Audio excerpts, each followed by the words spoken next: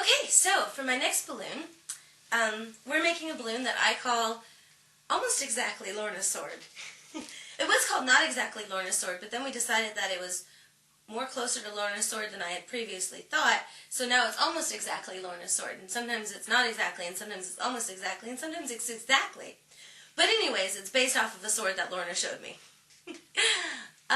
So what you need for it is you need 2 balloons, and because Spider-Man is so popular, and his colors are red and blue, I'm doing it in red and blue. If you do it in red and yellow or red and orange, then it's a fire sword. I mean, there's lots of ways to do it.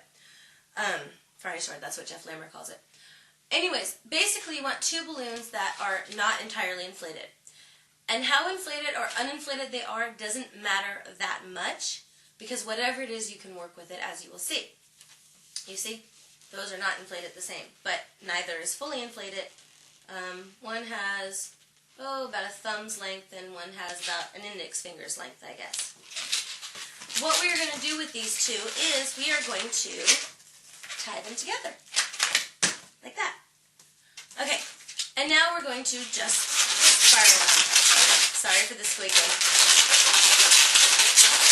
And how far you spiral them, it's up to you. It doesn't matter so much. I mean, you'll develop your own sense of proportions, and I know that for some of you, the way I'm explaining this is going to make it really difficult, but trust me, you're better off for it in the long run. I know. Anyways, okay. So, we're going to spiral it, so we have enough left over that we can get out of it a couple of little petals and the handle and the wrist guard.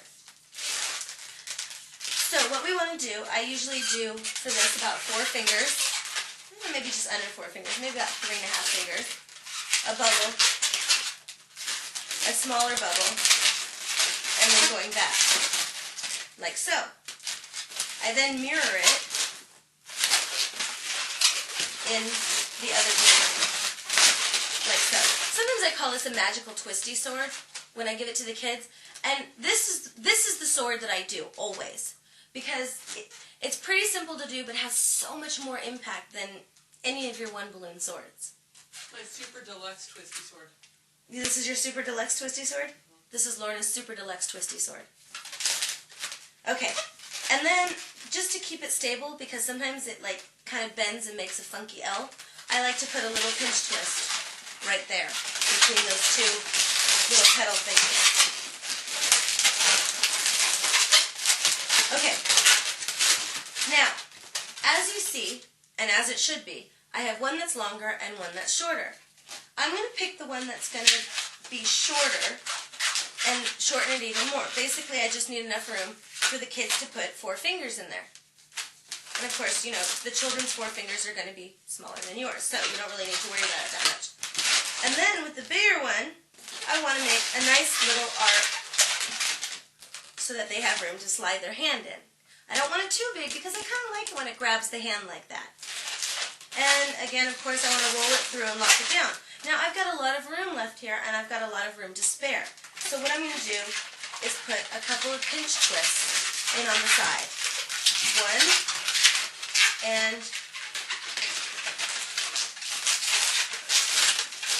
2. And just flip that up. Arrange these cosmetically however looks good. Now, if I don't have enough room to do the pinch twist, fine, fair enough, I just twist the 2 ends off. If I don't have enough room to make the hand guard, then I just twist it and make it flat. But almost all the time I have enough room to make the hand guard.